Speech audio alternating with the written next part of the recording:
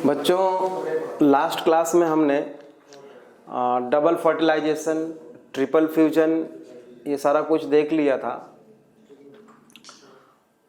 Triple fusion के बाद जो फर्स्ट सेल बनती है बेटा, प्राइमरी एंडोस्पर्म न्यूक्लियस,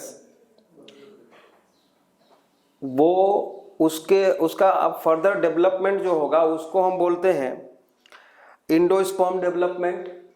और जो फर्टिलाइजेशन मीन्स सिंगैमी का जो रिजल्ट था जाइगोट के डेवलपमेंट को हम एम्ब्रायोजेनी बोलते हैं।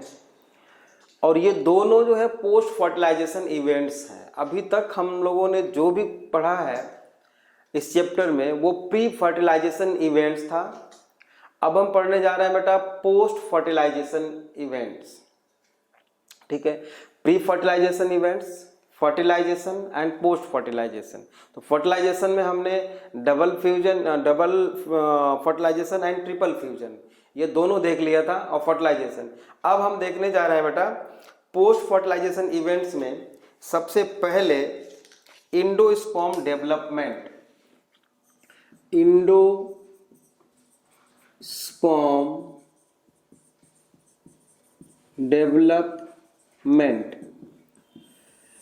एंडोस्पर्म डेवलपमेंट में हमको पता है बेटा कि ये ओव्यूल के अंदर है और इसकी प्लॉइडी लेवल क्या है, 3n है। प्लॉइडी लेवल 3n है, मतलब ये अगर ओव्यूल है और ये है इंटेगुमेंट्स, ये इंटेगुमेंट है। बाइटेगमिक मैं बना देता हूँ ऐसा, बाइटेगमिक ये ऐसे। और ओव्यूल के अंदर बेटा यहाँ पर हमको जो चीज़ मिली है वो है जाइगोट, और ये है एम्ब्रायोसैक जो पहले था।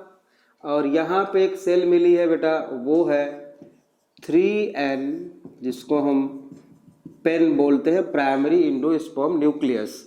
और ये है बेटा डिप्लॉयड जाइगोट, ये है डिप्लॉयड जाइगोट। ये जो है पूरा का पूरा हम देख रहे हैं कि एम्ब्रायोसैक था जो पहले था, है ना, एम्ब्रायोसैक। ठीक बात है। इसके ऊपर यहाँ पर बेटा ये जो सेल्स थे, अगर आपको याद होगा तो ये कौन से सेल्स हैं, न्यूसेलस हैं, न्यूसेलर सेल्स हैं ये सारे।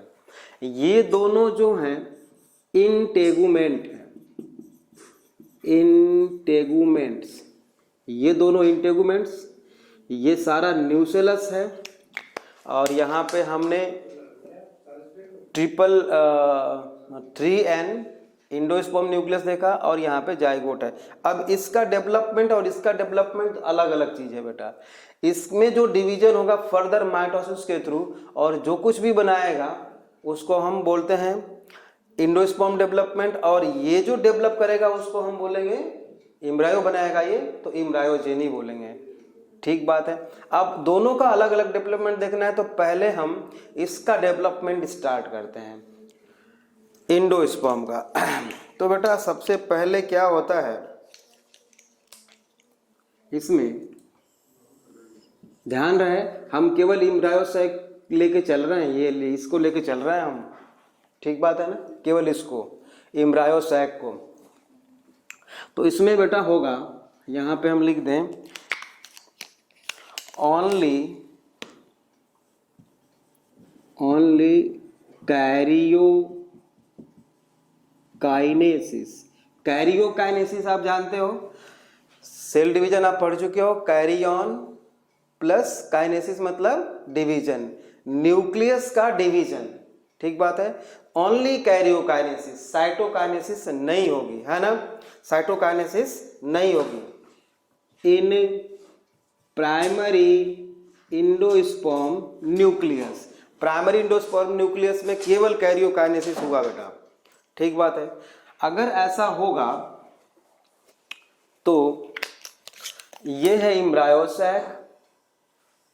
ठीक बात है, ये एम्ब्रायोसैक है। और ये जो न्यूक्लियस है बेटा, इसमें बार बार जब कैरियोकाइनेसिस होगा तो ये बहुत सारे न्यूक्लियस बना लेगा। Only karyokinesis, not a cytokinesis, है ना, ऐसे। तो ये 3N मतलब ट्रिप्लॉयड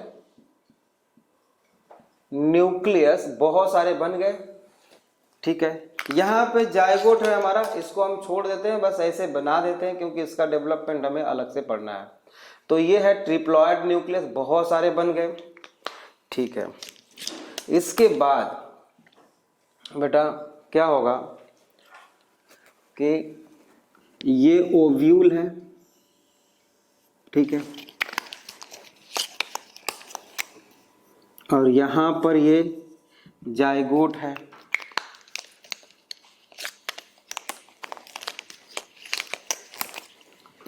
ये जो न्यूक्लियस थे, न्यूक्लियाई थे, ये चारों तरफ शिफ्ट होंगे, मतलब पेरीफेरी की तरफ शिफ्ट होने जा रहे हैं।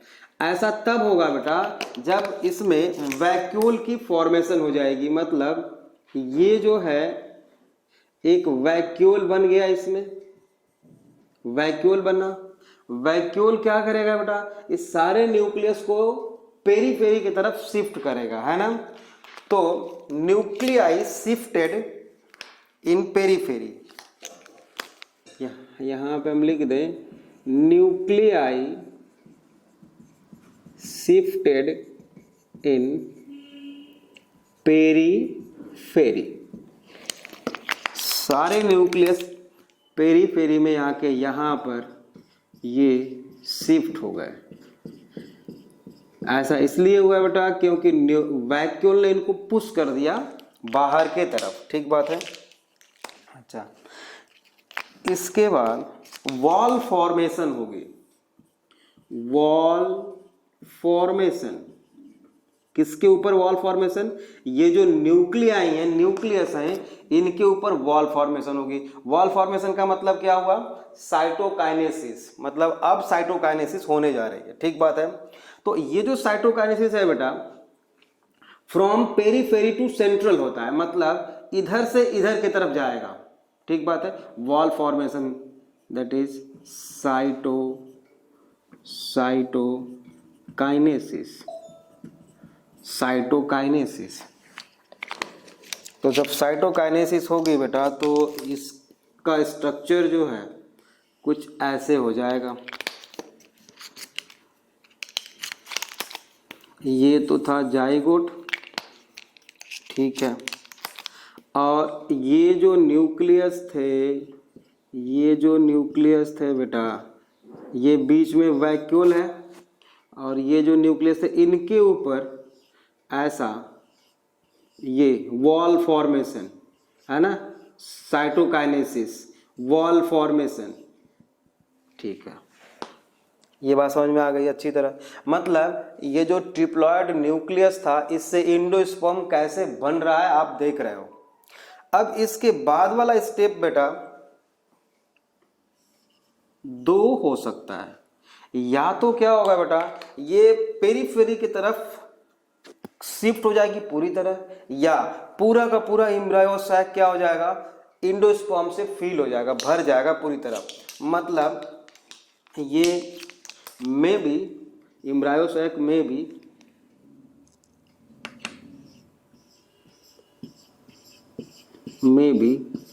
सॉलिड, है ना, सॉलिड, टोटली सॉलिड। मतलब ये बेटा सारे के सारे क्या हैं, 3N ट्रिप्लॉयड सेल्स हैं, है ना। तो ये सारा का सारा क्या हो गया बेटा, इंडोस्पर्म। ये सब कुछ इंडोस्पर्म है, सारा इंडोस्पर्म है, ठीक है। यहाँ पे ऐसे पूरा एम्ब्रायो सैक भर गया। हमको पता है कि यहाँ पे जाइगोट है, यहाँ पे क्या है, जाइगोट क्या है, ये भी डेवलप हो रहा है। मतलब हम इसको अच्छा रहेगा कि हम एम्ब्रायो लिख दें, एम्ब्रायो है। इस तरह का एंडोस्पर्म डेवलपमेंट जिसमें होता है वो होता है मोस्टली मोनोकॉट्स में, और इसका एग्जांपल है बेटा आप जान सकते हो, कई बार हमने मेज के बारे में बात की थी, ये मोनोकॉट है। मोनोकॉट में मेज, व्हीट, राइस, सनफ्लावर एक्सेट्रा। लेकिन कोकोनट के केस में आपने देखा होगा बेटा कि अगर उसको आप तोड़ो तो अंदर क्या मिलेगा आपको, अंदर एक लिक्विड मिलता है जिसको हम क्या बोलते हैं, कोकोनट मिल्क, और जो सॉलिड पार्ट होता है उसको हम बोलते हैं केर्नल और सॉलिड इंडोस्पर्म। तो देखो ये जो वैक्यूल था बेटा, ये वैक्यूल और बड़ा होता चला गया, मान लो ये बड़ा होता चला गया ऐसा, ठीक बात है। और इसने क्या किया, सारे सेल्स को शिफ्ट कर दिया कहाँ पे, पेरीफेरी की तरफ। मतलब ये जो सेल्स हैं बेटा ऐसे पेरीफेरी की तरफ शिफ्ट हो गए सारे के सारे। ये सारे के सारे सेल्स जो हैं बेटा पेरीफेरी के तरफ ये शिफ्ट हो गए। ध्यान रहे जाइगोट यहाँ पे है, इसमें भी, यहाँ पे भी जाइगोट है जो इम्ब्रायो बनाएगा, इसमें इम्ब्रायो बनाएगा, ठीक बात है। तो अच्छा, इसमें जो है ये जो लिक्विड होता है बेटा, कैरियोकाइनेसिस इधर इसमें चल रही है बेटा, मतलब कि ये फ्री न्यूक्लियस है इसमें, जो लिक्विड देखते हो आप तो दो तरह का इंडोस्पर्म है। पेरीफेरी की तरफ जो बाहर की तरफ है वो क्या है, उसको हम बोलेंगे सॉलिड इंडोस्पर्म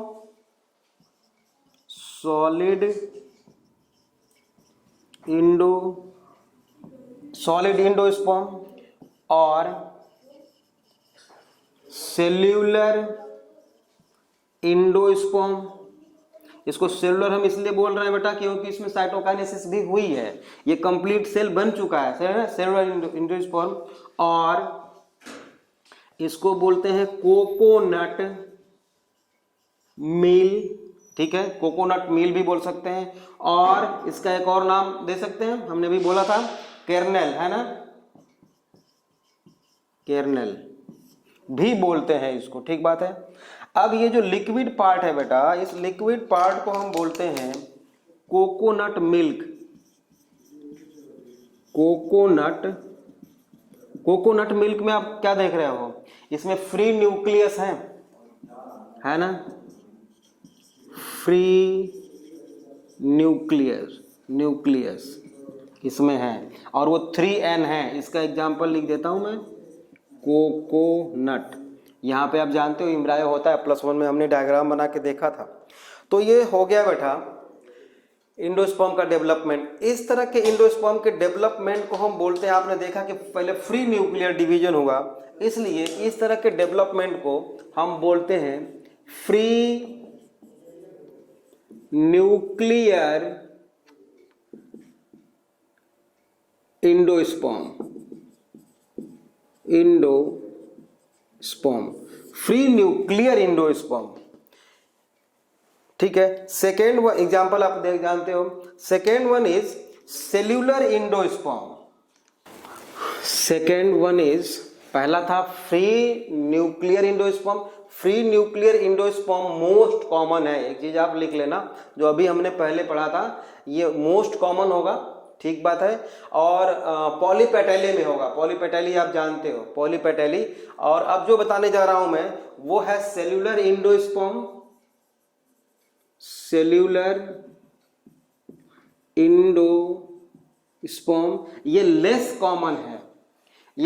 कॉमन है और ये गैमोपेटैली में होगा, इन गैमोपेटैली, ठीक है ना, गैमोपेटैली। इसमें होगा बेटा every karyokinesis followed by cytokinesis. Every karyokinesis is followed by cytokinesis, ठीक बात है। अब देखो ये है इम्ब्रायो सैक और इसमें है ये ट्रिप्लॉयड 3N, जिसको हम पेन बोल रहे थे, प्राइमरी इंडोस्पर्म न्यूक्लियस। यहाँ पे जाइगोट था, यहाँ पर क्या था बेटा, जाइगोट, ठीक है। ये डेवलप होगा, मतलब इसमें कैरियोकाइनेसिस तो होगी, साइटोकाइनेसिस भी साथ साथ में होगी। ठीक बात है। साइटोकाइनेसिस मतलब अगर जब साइटोकाइनेसिस होगा तो ये बहुत सारे सेल्स ऐसे बनते चले जाएंगे।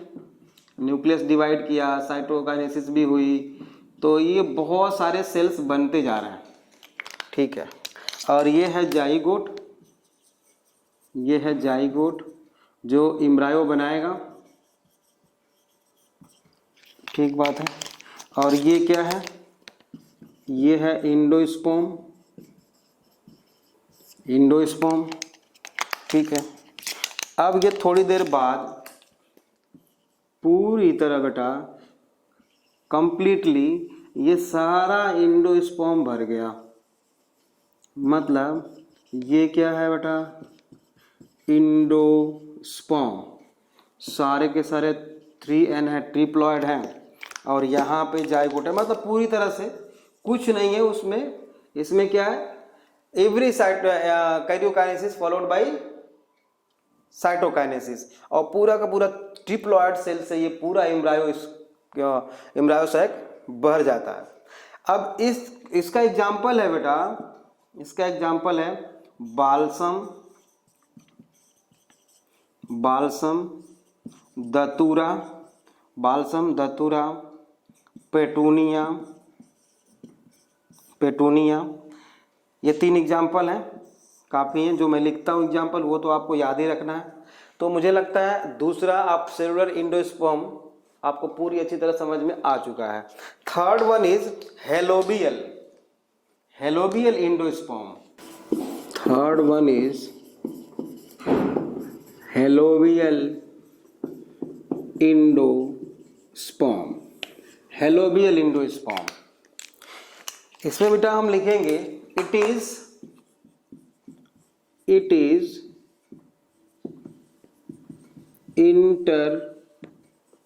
Intermediate type, intermediate type between, intermediate हम किसके लिए बोल रहे हैं, बिटवीन न्यूक्लियर एंड सेल्यूलर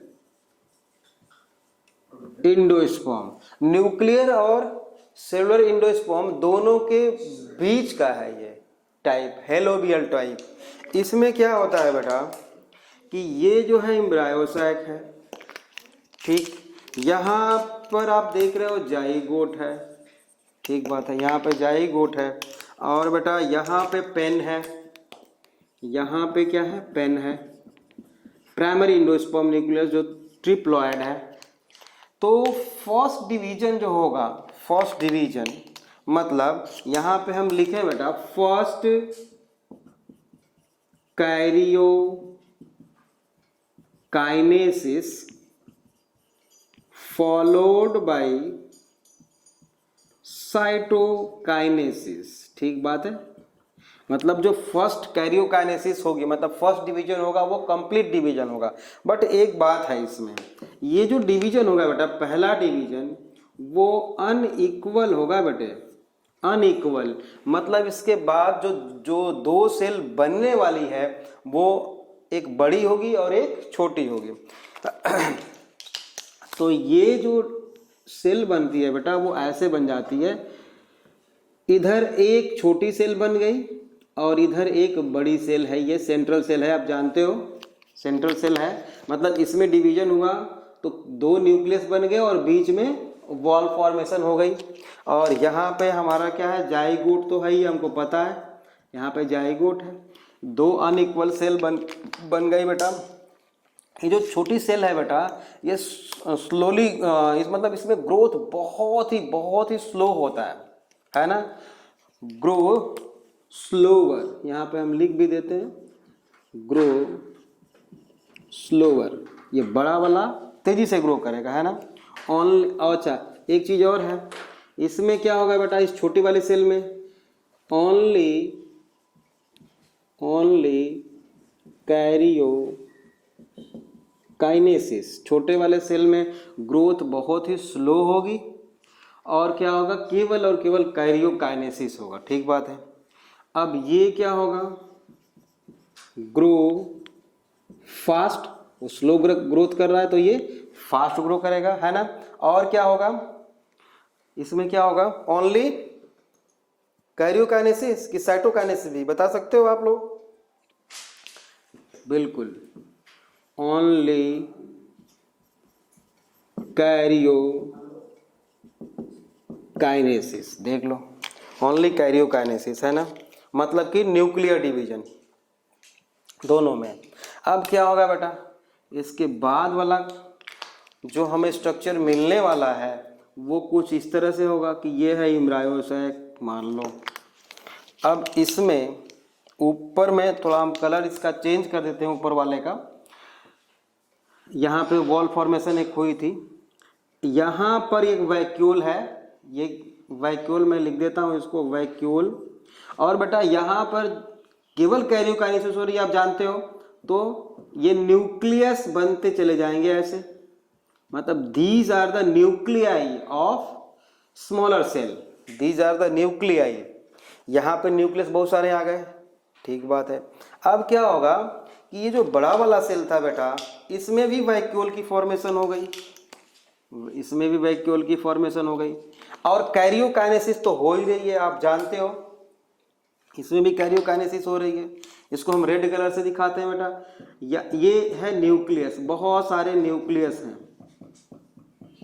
अब बताओ ये वैक्यूल जो है सारे के सारे न्यूक्लियस को पेरीफेरी की तरफ शिफ्ट करेगा नहीं करेगा? बिल्कुल करेगा, ये वैक्यूल शिफ्ट करेगा। तो अब जो स्ट्रक्चर हमें मिलेगा, जाइगोट यहाँ पे है, ये तो आपको याद रखना चाहिए, ठीक है। अब जो स्ट्रक्चर हमें मिलने वाला है बेटा वो ये मिलेगा ऐसे, है ना, कि ये जो सेल बना था ऊपर वाला जिसमें ग्रोथ स्लो हो रही थी, उसमें क्या है, न्यूक्लियस में साइटोकाइनेसिस तो नहीं हो रही है, बट ये जो नीचे वाले जो हैं सेल्स, इनमें साइटोकाइनेसिस कंप्लीट हो जा रही है। मतलब कि ये तो न्यूक्लियस थे ही ऐसे, ये वैक्यूल है और ये न्यूक्लियस है। न्यूक्लियस के चारों तरफ बेटा क्या आ गई, वॉल फॉर्मेशन, मतलब ये साइटोकाइनेसिस कंप्लीट हो गई, साइटोकाइनेसिस कंप्लीट हो गई। तो ये जो है पूरी तरह से सेल्यूलर हो गया और ये क्या है, अभी न्यूक्लियर ही है। इस तरह का ये इंडोस्पर्म का डेवलपमेंट जिस प्लांट में होता है उसको हम बोलते हैं हेलोवियल टाइप ऑफ इंडोस्पर्म। इसका एग्जांपल है बेटा एस्फोडेलस, एस्फोडेलस, एस्फोडेलस इसका एग्जांपल है। बहुत ज़्यादा एग्जांपल इसमें नहीं याद करना है, एक याद रहेगा चल जाएगा काम, ठीक बात है। तो ये हमारा इंडोस्पर्म डेवलपमेंट कंप्लीट हुआ यहाँ पे। अब हम नेक्स्ट टॉपिक पे आ रहे हैं, डेवलपमेंट ऑफ एम्ब्रायो।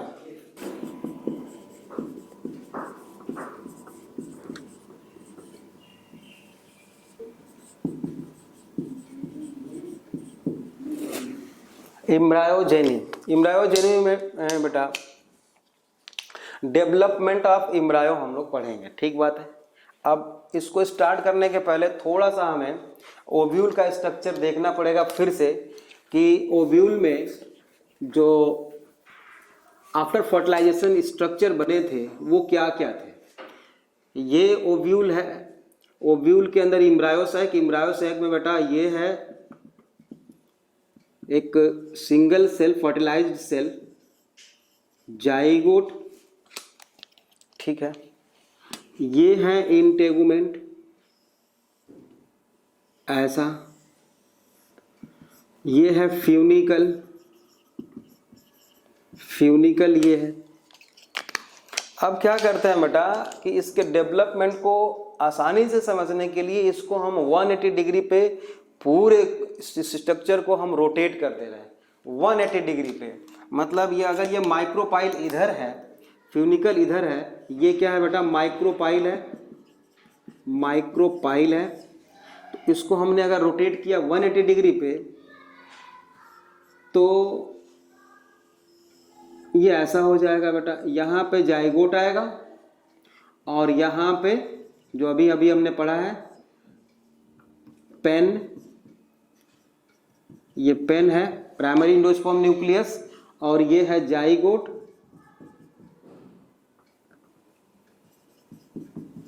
ये, और इधर आ जाएगा माइक्रोपाइल, मतलब ये है इंटेगुमेंट, ये है इंटेगुमेंट बेटा ऐसा, और ये है फ्यूनिकल, ऐसा हो जाएगा।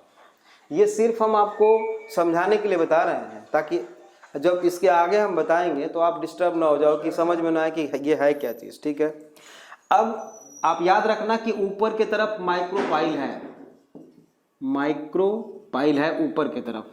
अब ये जो जाइगोट है बेटा, इस जाइगोट को हम बाहर निकालते हैं, ये जाइगोट है,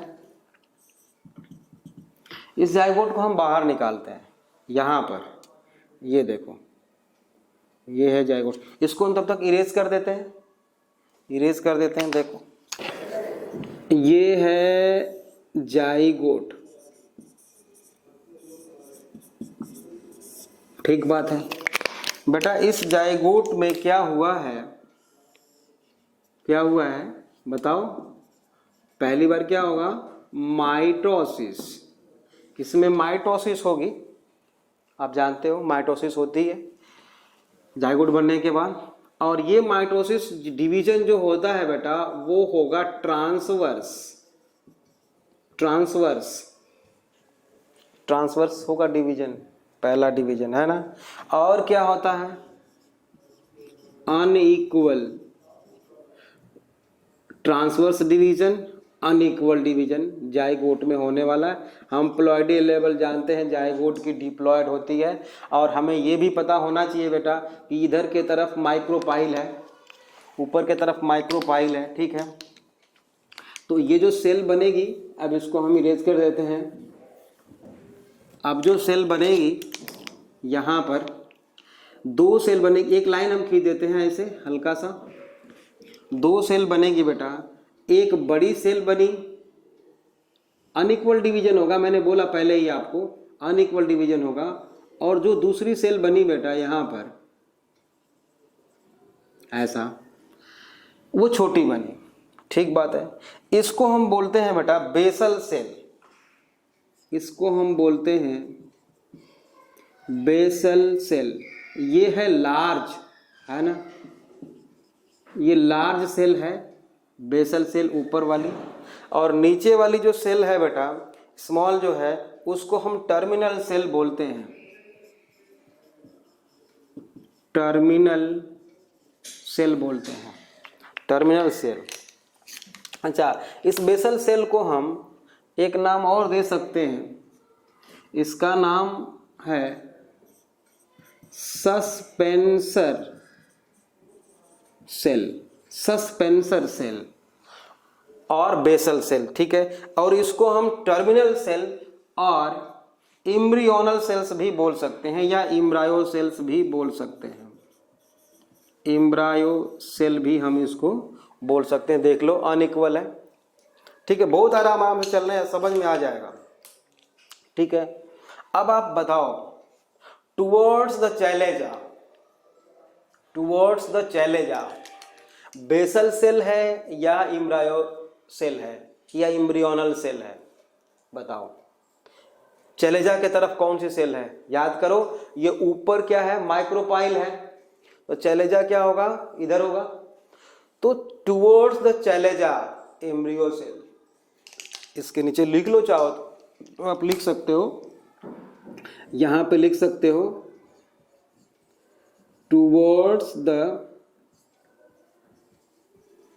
चला जा, ठीक है ना, चले जा।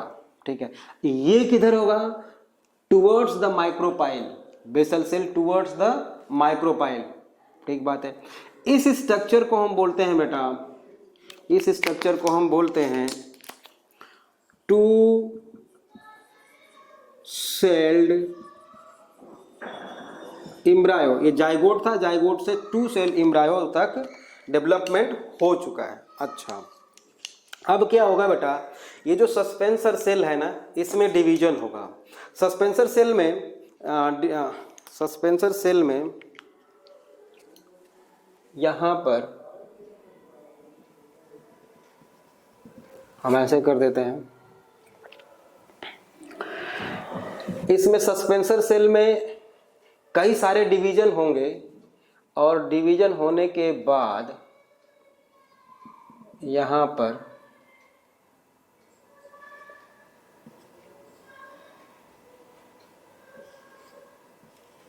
कुछ इस तरह से सेल्स बन जाएंगी। 6 to 8 सेल्स, 6 to 8 सेल्स बनेंगी बेटा ऐसे। और ये जो सबसे माइक्रोपाइल के तरफ जो सेल होगी यहाँ पर, इसको हम बोलते हैं हॉस्टोरिया या वेसिकल्स, हॉस्टोरियल सेल बोलेंगे। और ये सारे कौन से सेल्स हैं? Suspensor cells. ये जो सारे के सारे क्या हैं? सस्पेंसर सेल्स बोलेंगे। और सस्पेंसर सेल्स के सबसे जो नीचे वाली सेल है, इसको हम नाम देते हैं हाइपोफाइसिस, हाइपोफाइसियल सेल्स बोल सकते हैं या हाइपोफाइसिस। अच्छा, ये जो सस्पेंसर सेल्स होते हैं बेटा 6 to 8 होते हैं, 6 to 8 सेल्स, ठीक बात है। अब सस्पेंसर सेल्स जो है, इसमें जो डिवीजन हुआ है सारा का सारा ट्रांसवर्स डिवीजन हुआ है सस्पेंसर सेल में, ठीक बात है। अब इसके नीचे एम्ब्रायो बनेगा। यहाँ पे हमने देखा कि सस्पेंसर सेल में, बेसल सेल या सस्पेंसर सेल में ट्रांसवर्स डिवीजन हुआ। यहाँ पे हम लिख देते हैं, यहाँ पे लिख देते हैं ट्रांसवर्स डिवीजन फ्यू टाइम्स, है ना। ट्रांसवर्स डिवीजन हुआ कुछ टाइम तक और 6 to 8 सेल बना लिया। अब बेटा यहाँ पर देखो, एम्ब्रियोनल सेल्स में, एम्ब्रायो सेल्स में, ये जो एम्ब्रायो सेल्स है इसमें 2 लॉन्गिट्यूडिनल और 1 ट्रांसवर्स डिवीजन होगा। इसमें 2 लॉन्गिट्यूडिनल होगा और 1 ट्रांसवर्स डिवीजन होगा। मतलब ये एक सिंगल सेल है बेटा, ठीक है, एक सिंगल सेल है, एक सिंगल सेल है। अब इसमें एक ऐसे डिवीजन हुआ, ऐसे, ठीक बात है, ये सेल यहीं पे है, लॉन्गिट्यूडिनली ऐसे डिवीजन हुआ तो 2 हो गई। फिर ये एक ऐसे हुआ था, फिर इसके 90 डिग्री पे ऐसे, फिर ऐसे हुआ, 4 बन गया, ठीक है। और एक डिवीजन हम ऐसे करते हैं, ठीक है, ऐसे ट्रांसवर्स, तो टोटल कितना हो जाएगा? 8 सेल्स, है ना, टोटल 8 सेल हो जाएगा। तो ये 8 सेल एम्ब्रायो बनेगा, या ऑक्टेंट एम्ब्रायो भी बोलते हैं इसको, ऑक्टेंट एम्ब्रायो भी बोलते हैं। मतलब ये जो एम्ब्रियोनल सेल्स हैं इसमें डिवीजन होगा बेटा, यहाँ पे हम लिख दें 2 longitudinal and 1 transverse division, 2 longitudinal and 1 transverse division। तो कितने सेल्स मैंने बताया बनेगा? 8 सेल बनेगा, 8 सेल। मतलब ये जो बेटा देखो, पहले हमने बताया लॉन्गिट्यूडिनल डिवीजन होगा, फिर 2 और फिर 1 ट्रांसफर डिवीजन। तो 1 ऐसे हम कर देते हैं, ऐसे ऐसे, ठीक है, ऐसे कर देते हैं। तो कितने हो गए? लगभग 8 हो गए, 1 2 3 4 5 6 7 8। तो ये हो गया बच्चों 8 सेल्ड एम्ब्रायो, और इसी को बोलते हैं ऑक्टेंट एम्ब्रायो। 8 सेल है इसमें, ठीक बात है। 2 लॉन्गिट्यूडिनल एंड 1 ट्रांसवर्स डिवीजन का रिजल्ट हो गया बेटा कि ये जो है 8 सेल एम्ब्रायो बना। याद रहे, ये जो नीचे वाली जो सेल्स है, सेल छोटी वाली, यही एम्ब्रायो बनाएगी आगे चल के। ये जो बेसल सेल है बेटा, ये माइक्रोपाइल से उसको एम्ब्रायो को पुश कर रही है टुवर्ड्स द चैलेजा एंड, चैलेजा के तरफ ये सस्पेंसर पुश कर रहा है। मतलब इस सस्पेंसर का फंक्शन क्या हो गया? इस एम्ब्रायो को एम्ब्रायो साइक के अंदर पुश करना। और हम आपको पता है कि अंदर के तरफ इंडोस्पर्म है, मतलब कि न्यूट्रिशन मिलेगा इंडोस्पर्म से, तो इसको इंडोस्पर्म की तरफ पुश करना है। सस्पेंसर का काम समझ में आ गया, हॉस्टोरिया का काम समझ में आ गया। हॉस्टोरियल सेल्स का काम क्या है, ये माइक्रोपाइल से अटैचमेंट बनाती है, और ये तो एम्ब्रायो है, आप जानते हो। हाइपोफाइसिस, हाइपोफाइसिस का फंक्शन है कि यहाँ पे हम लिख दें कि इन फ्यूचर ये रेडिकल बनाता है बेटा, मतलब कि रूट फॉर्मेशन में हेल्प करता है। ये रूट फॉर्मेशन में बहुत ही इंपॉर्टेंट है, इसको तो आपको याद रखना पड़ेगा, ठीक है ना। हाइपोफाइसिस ये रूट फॉर्मेशन में हेल्प करती है। ये जो लार्ज सेल थी उसका रिजल्ट है ये। बाकी का सारा जो एम्ब्रायो का स्ट्रक्चर है वो इससे बनना है, ये केवल रूट को छोड़ के, ठीक बात है। इसके बाद वाला स्टेप हम यहाँ पे बनाते हैं ऐसे। ऑक्टेंट एम्ब्रायो के बाद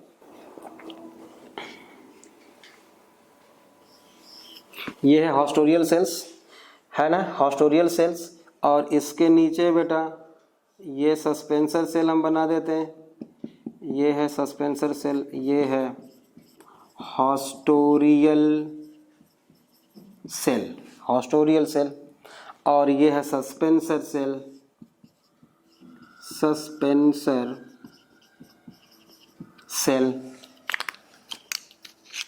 सस्पेंसर सेल के नीचे मैं ब्लू कलर से ही बनाया हूँ इसको, तो यहाँ भी ब्लू कलर में दिखा रहा हूँ। ये कौन सा है, रूट बनाएगी, मतलब root tip and root cap जो बनाने वाली है वो हाइपोफाइसियल सेल है, याद रखना है। Root cap and root tip, ठीक बात है। अब बेटा देखो, इसमें बार बार डिवीजन होगा। जो 8 सेल स्टेज था इसमें बार बार माइटोसिस हो रही है, ठीक है। माइटोसिस के बाद ये 3 लेयर बनाने वाली है, 3 लेयर। तो 3 लेयर हम लोग भी बनाते हैं, थोड़ा बड़ा बनाएंगे इसको ताकि समझ में आ जाए अच्छी तरह।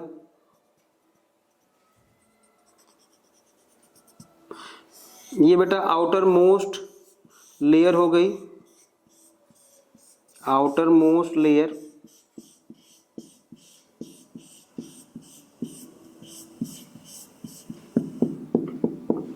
सिंगल लेयर है ये, ठीक है। इसको हम बोलते हैं बेटा, आउटर मोस्ट लेयर है, आउटर मोस्ट लेयर। इसको बोलते हैं हम डर्मेटोजेन। और डर्मेटोजेन क्या बनाता है, एनाटॉमी ऑफ फ्लावरिंग प्लांट्स में आपने पढ़ा है। ये बनाता है बेटा एपिडर्मिस, ठीक है। अब इसके बाद यहाँ पे जो सेल्स हैं बेटा, इसके जस्ट नीचे ये वाली जो सेल्स हैं इसको हम बोलते हैं बेटा ground tissue meristem. Ground tissue meristem, ground tissue meristem, या इसी को आप लिख सकते हो पेरीब्लेम, है ना। ये क्या बनाएगा, पेरीब्लेम क्या बनाता है, एनाटॉमी ऑफ फ्लावरिंग प्लांट्स में आपने इसको भी पढ़ा है। ये बनाता है बेटा कॉर्टेक्स एंड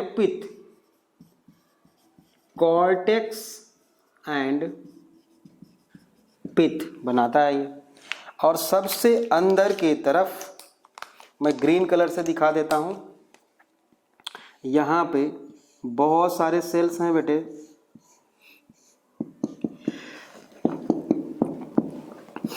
ये है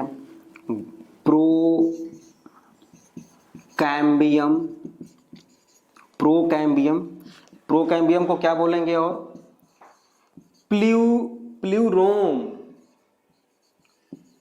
प्ल्यूरोम भी बोल सकते हैं इसको हम, प्लेरोम, ठीक बात है।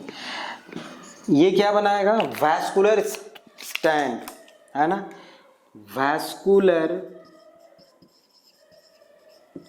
स्ट्रैंड या स्टील, STELE, ये भी हमने पढ़ा है anatomy of the flowering plants में, ठीक है। इम्ब्रायो के इस स्टेज को हम बोलते हैं बेटा globular stage of embryo, globular stage of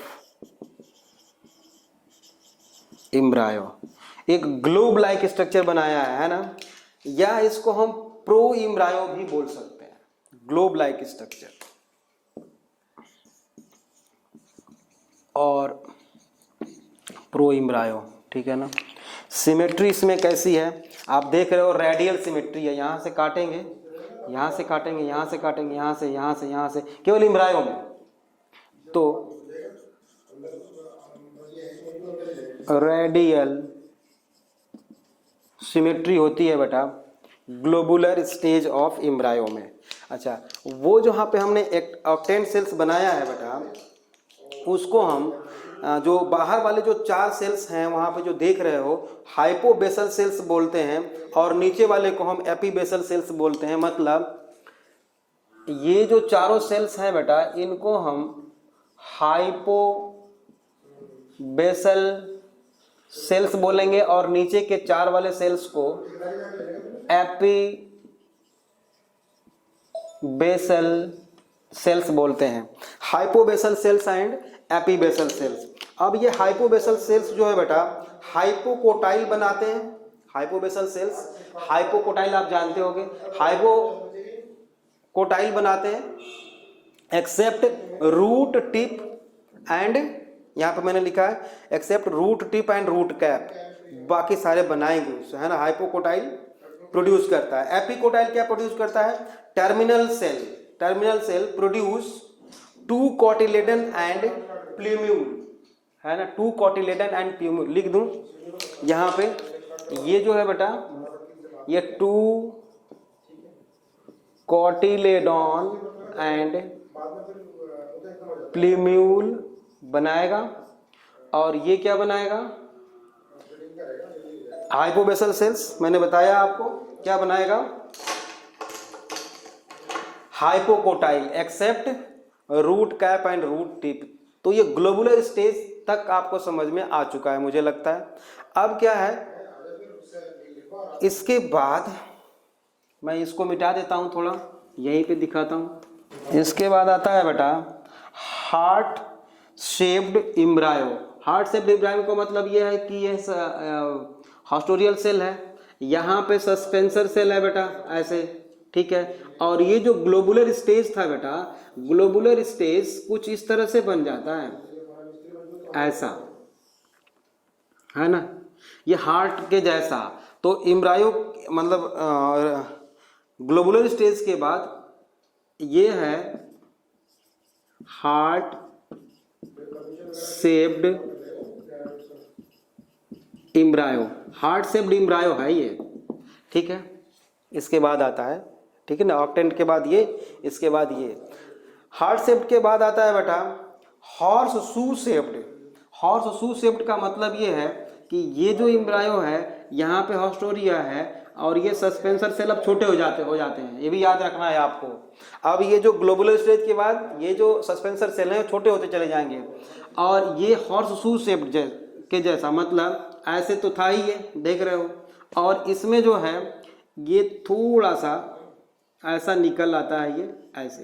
तो हॉर्स शू शेप्ड इम्ब्रायो याद रखना आपको, 2 sailed stage, octant, after that globular stage, फिर हार्ट शेप्ड इम्ब्रायो, फिर हॉर्स शू शेप्ड इम्ब्रायो, फिर इसके बाद फाइनली ये डेवलप होता है बेटा। इसको मैं इरेज कर देता हूं। अच्छा, अगर यहां से एक लाइन हम खींच दें बेटा, तो ये होता है इम्ब्रियोनल एक्सिस, ये है इम्ब्रियोनल एक्सिस, ये है हॉस्टोरिया, ये है सस्पेंसर, ठीक है ना। ये जो निकला हुआ थोड़ा सा आउटग्रोथ है, इसको हम बोलते हैं बेटा प्ल्यूम्यूल, इसको प्ल्यूम्यूल बोलते हैं। और प्ल्यूम्यूल से क्या बनता है आपको पता है? शूट सिस्टम बनता है ना।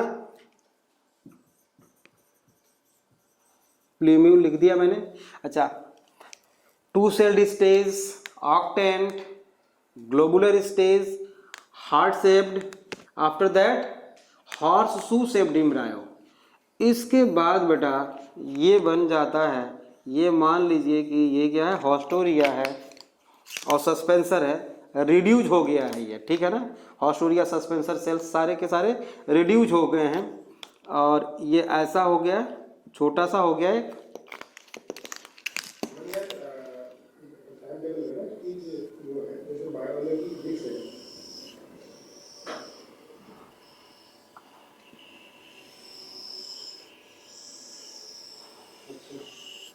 ऐसा, ठीक है। ये सारे सेल्स हैं बेटे, ये सारे सेल्स हैं, ये सारे सेल्स हैं, ये भी सारे सेल्स हैं, इसमें भरे हुए हैं, सारे सेल्स भरे हुए हैं। तो आप देख रहे हो ये तो टू कॉटिलेडन है, ये कॉटिलेडॉन है, ये कॉटिलेडॉन है। और ये बीच में जो देख रहे हो आप, ये दो कॉटिलेडन के बीच वाला ये वाला जो पोर्शन देख रहे हो, ये क्या है बेटा,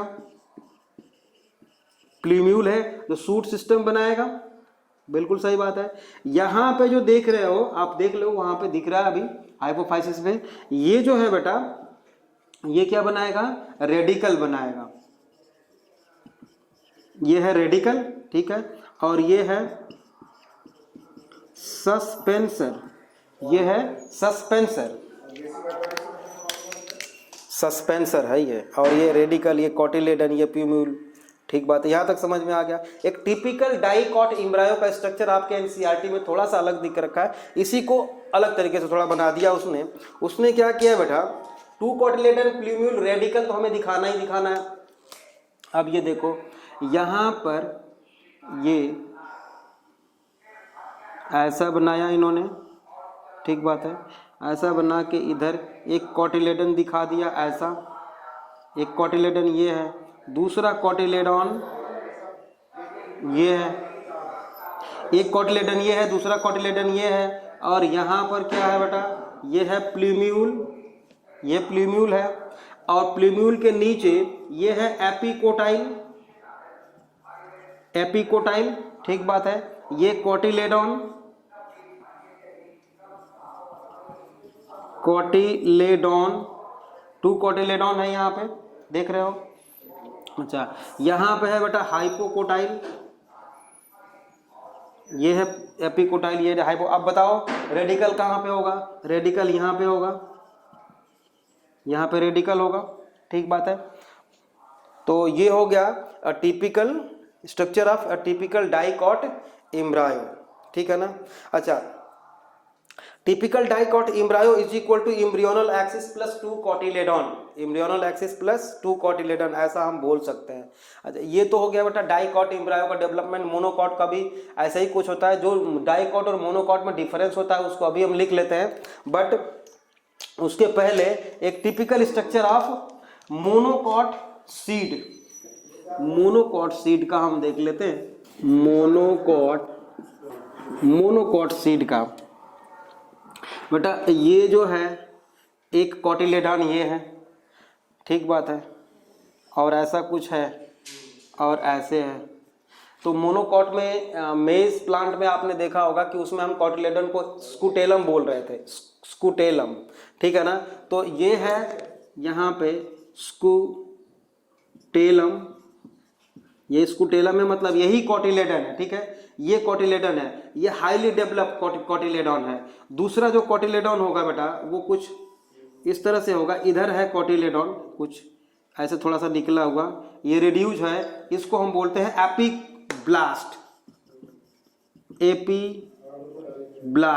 एपीब्लास्ट क्या है, जो दूसरा वाला कॉटिलेडन है ना वो रिड्यूज हो गया, वो रिड्यूज हो गया है ना, मतलब रिड्यूस्ड कॉटिलेडॉन हम इसको लिख सकते हैं। एपीब्लास्ट क्या है, याद रखना है, एपीब्लास्ट क्या है, रिड्यूस्ड कॉटिलेडॉन, रिड्यूस्ड कॉटिलेडॉन। और ये है बेटा यहाँ पर जो आप देख रहे हो ऐसे, ये है कोलियोप्टाइल, ये कोलियोप्टाइल और कोलियोराइज आपको याद आ रहा होगा, ये कोलियोप्टाइल है, और ये है बेटा इसके नीचे शूट एपेक्स, ठीक है, और यहाँ पर कुछ इस तरह से स्ट्रक्चर एक होता है ऐसा, ठीक है ना। इस पोर्शन को हम बोलते हैं बेटा, ये कोलियोप्टाइल हो गया तो ये क्या हो जाएगा, कोलियोराइजा, ये कोलियोराइजा है। और ये है रेडिकल, अगर ये रेडिकल है और ये कोलियोराइजा है तो इनके बीच में क्या होगा, रूट कैप, ये है रूट कैप, ठीक है। ये LS of typical monocot seeds, और ये एक्चुअल में किसका हमने बनाया है, ग्रास का बनाया है, ठीक बात है। अब क्या हो गया बेटा, ये हमारा तो कंप्लीट हो गया। अभी थोड़ा सा अगर हम आपको इसकी समरी बता दें, तो आपने एक चने का सीड देखा होगा बेटा, उस पे टेगमेन और टेस्टा दो सीड कवर होती है। मतलब अगर उस कोटिलेडॉन को अगर हम निकाल दें बेटा ऐसा, तो ये दो कोटिलेडॉन हमको मिलेंगे। चने के सीड्स को पहले हमने क्या किया, ऊपर से कवर हटा दिया, ठीक है। अंदर हमको ये दो कोटिलेडॉन दिख रहे हैं। इस कोटिलेडॉन के अंदर हमको यहाँ पे इम्ब्रियोनल एक्सिस दिखाई देती है, मतलब यही है इम्ब्रायो, और ये पूरा कंप्लीट सीड है, ठीक बात है। अब क्या होता है बेटा कि ये जो कोटिलेडॉन है इसके लिए न्यूट्रिएंट मीडियम तो चाहिए इसको डेवलपमेंट के लिए, तो ये कहाँ से लेता है, इंडोस्पर्म से लेता है। तो कुछ सीड्स ऐसे होते हैं जिसमें कि सारा का सारा इंडोस्पर्म कंज्यूम कर लिया जाता है, वो कोटिलेडॉन के फॉर्म में आ जाता है। कुछ ऐसे होते हैं जो सीड डेवलपमेंट में इंडोस्पर्म्स रह जाता है। तो इसके बेसिस पे टाइप ऑफ सीड्स हम पढ़ने वाले हैं, अभी आगे पढ़ेंगे। बट यहाँ पे देख लो, ये इम्ब्रियो है, ये कोटिलेडॉन है, ठीक है। इसके ऊपर क्या था, टेगमेन और टेस्टा था। तो ये सीड पूरा का पूरा ओव्यूल जो है किस में डेवलप हुआ है बेटा, कन्वर्ट हुआ है सीड में। पूरा इम्ब्रियो के अंदर जो ओवरी जो है वो फ्रूट में कन्वर्ट होती है, ओव्यूल जो है सीड में कन्वर्ट होता है, और ओव्यूल के अंदर जो इम्ब्रियो सैक था वो किसमें डेवलप हुआ, ये इम्ब्रियो में डेवलप हुआ, ठीक है। इसके बाद सीड जो है डॉर्मेंट फेज में चली जाती है। आफ्टर दैट जब वो फेवरेबल कंडीशन आएगी तो वाटर एब्जॉर्ब करेगा ये, और इसमें जर्मिनेशन होगा, मतलब इस इम्ब्रायो में जर्मिनेशन होगा बेटा, प्लांट बनाएगा ये। और फर्स्ट ऑफ ऑल जर्मिनेशन के लिए जो न्यूट्रिएंट चाहिए वो कहाँ से आता है, कोटिलेडॉन से आता है। ये सिंपल सी बात है, आपको समझ में आ गया होगा। तो ये हमने डेवलपमेंट देख लिया, इम्ब्रायोजेनी एंड डेवलपमेंट ऑफ इंडोस्पर्म। अब है बेटा 2 मिनट का और एक टॉपिक इसमें है, आप डिफरेंस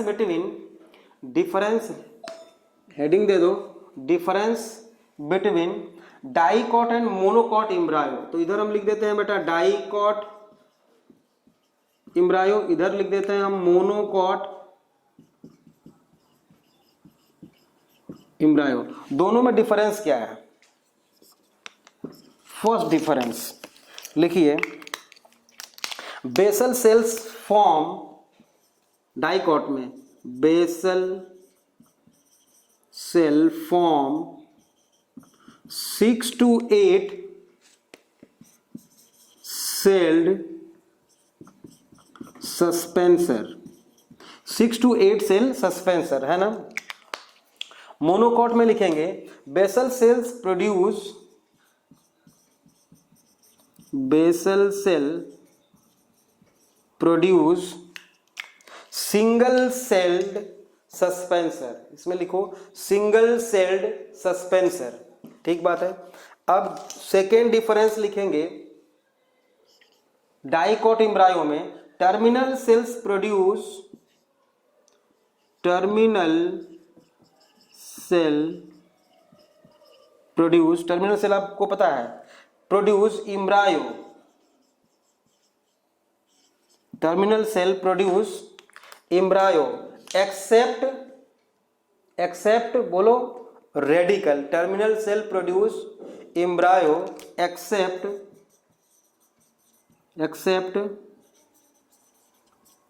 रेडिकल। देख लो आप, अभी सामने डायग्राम मिटाया नहीं है मैंने। यहां पे जो है ये जो हाइपोफाइसिस है बेटा, ये बनाती है रेडिकल, बाकी का तो ये टर्मिनल सेल बना रहा है। और वो कौन बना रहा है, ऊपर का बेसल सेल, ठीक है ना। Terminal cells produce embryo except radicle, और इसमें क्या लिखेंगे सेकेंड डिफरेंस में, it forms whole of the embryo, it forms whole of the embryo. इसमें लिखेंगे डाइकॉट में first division of terminal cell, first division of the terminal cell is longitudinal, is longitudinal, ठीक है ना। और इसमें क्या लिखेंगे transverse, first division is transverse division.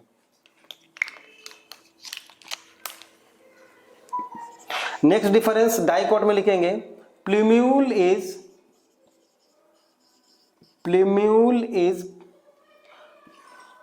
Terminal या टर्मिनेट बिटवीन,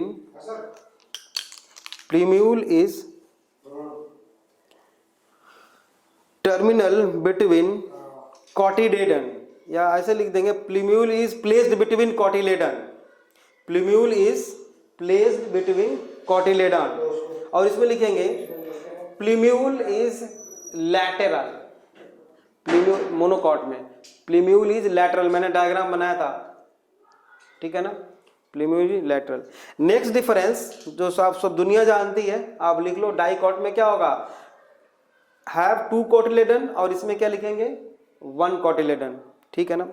तो बेटा ये हो गया हमारा टोटल अब तक का डेवलपमेंट, ठीक बात है, डेवलपमेंट हो गया एम्ब्रायो का डेवलपमेंट और इंडोस्पर्म का डेवलपमेंट। अब है आपके एनसीईआरटी में दे रखा है बेटा, बड़े सारे सीट्स दे रखे हैं, कई सारे सीट्स दे रखे हैं, जैसे कि बीन का दे रखा है, कैस्टर दे रखा है, तो वो सारे सीड्स आप देख लेना। एप्पल भी दे रखा है जो फॉल्स फ्रूट होता है, एक्चुअली थैलमस का वो मॉडिफाइड फॉर्म है, जिस फ्लैसी पार्ट है जिसको हम खाते हैं, आप जानते हो।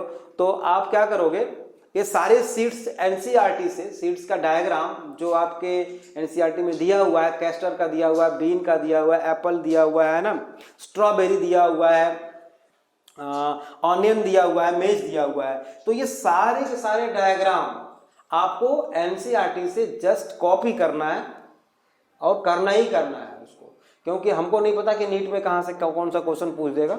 जितना एनसीईआरटी में दिया उतना तो हमें करना ही करना है, ठीक है ना। तो नेक्स्ट क्लास में हम पढ़ेंगे बेटा थोड़ा सा सीड के स्ट्रक्चर के बारे में, है ना, ठीक है। ओके बच्चों, थैंक यू।